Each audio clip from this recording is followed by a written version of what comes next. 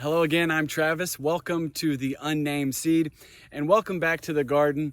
I've got my knife because I'll be harvesting some of the last cucumbers for the season. We've had a prolific harvest, so that's what I want to talk about. What do we do with that overabundance? Because we've got nothing and then we've got way too much. So what do we do with that abundance? Before I harvest a couple of cucumbers, some of the last cucumbers, I want to give you a refresher on my breeding project. So I started with many different distinct varieties of cucumbers, and I've planted them all together so that with all the pollinators moving around, all that pollen is going to mix up and they will interbreed. So the seeds that I save from these cucumbers will no longer be those pure distinct lines. All the genetics will get mixed up. So this first generation, when I save these seeds, that will be called a Grix. So all that means is you're mixing up the genetics of a lot of distinct varieties. And then my hopes is that I will create what we call a land race over the generations. And all that means is you start with all that diversity of genetics, and then you start selecting for your specific environment. So you start to get a distinct new variety that's well suited for your environment. And I'm breeding specifically for fitness, for a robust, vigorous plant that doesn't require a lot of fertilizer and zero pesticides. So that's the focus of this breeding project.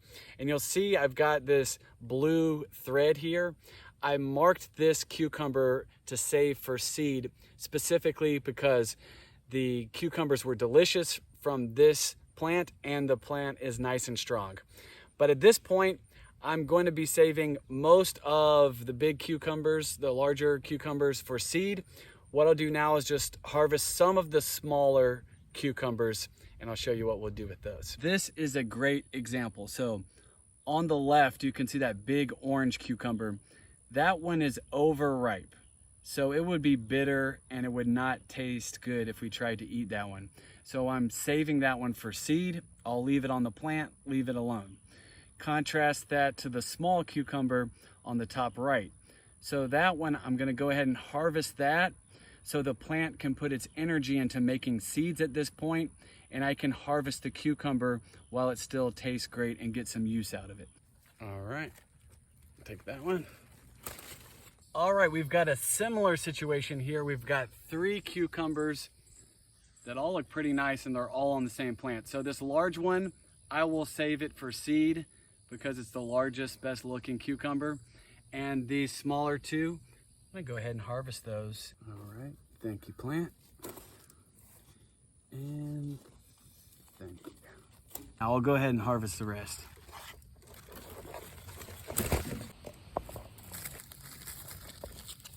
All right, I got the last of the small cucumbers.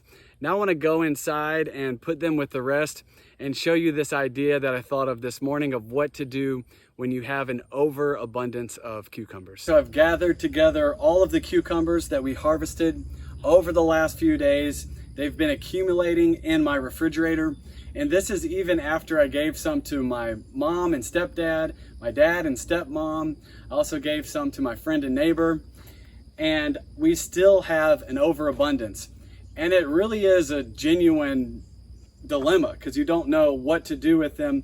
Obviously, people pickle cucumbers. That's one thing you can do. I prefer the fresh cucumbers. Those are my favorite, the slicing variety. So I always make a cucumber tomato salad. So that's our go-to way to eat cucumbers. But when they start piling up, there's only so many cucumber salads you can have in a day. So this is what I thought of, and that is the life hack you've been waiting for: juicing your cucumbers. So I started juicing occasionally even before I started gardening, and juicing is a great way to get all those vitamins and minerals into your body in a quick way. It's delicious, it's hydrating, you've got that nice structured water from the fruits, and also it makes you feel happy. Plants are photosynthetic, right? They take the life force energy from the sun and they turn it into sugars and they turn it into their own body.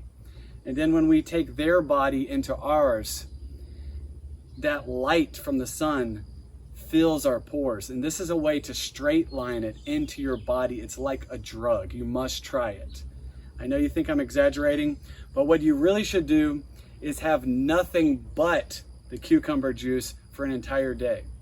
Then you'll feel it. And I think that tomorrow I will try just that. So let's get into it.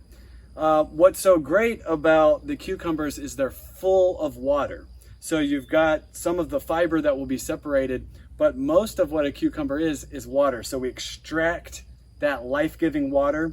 And I would recommend making a lemon ginger blast. So I got that idea from Dan McDonald, the Life Regenerator. And that is cucumber, lemon, apple, and ginger. That's the foundation. So ginger adds some more healthful benefits. It also gives it a spice. Lemon gives it that tang, and then apple gives it a sweet flavor. But what I've got here is just the cucumbers and a little lemon. If you're ready, you can do just the straight cucumbers and lemon. So get yourself a juicer and crank it. That was about 6 cucumbers, I believe.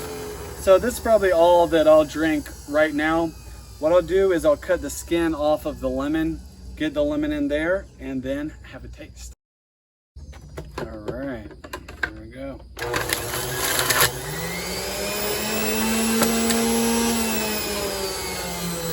Mix that up.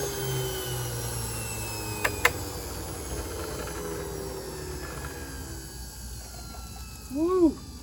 Be careful with that. It's precious stuff. All right. Look at the beautiful color. This is an elixir of the gods. This is a blood transfusion. And you're mainlining it straight into your veins. I'm gonna have a seat.